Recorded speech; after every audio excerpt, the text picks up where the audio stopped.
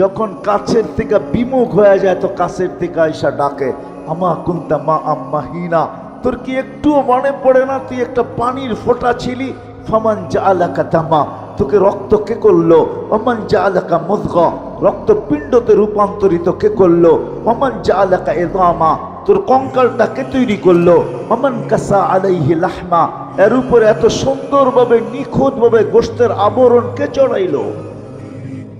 আজকে নারী পুরুষ দেখা গলায় ওড়না পেঁচাইতে চায়, পুরুষ নারী দেখা বিষের বোতল ডক ডক ডক ডক করে ভিতরে নিতে চায়। আল্লাহ বলে এরকম সুন্দর করে কে চড়াইলো চামড়া আর গোশতের আবরণ?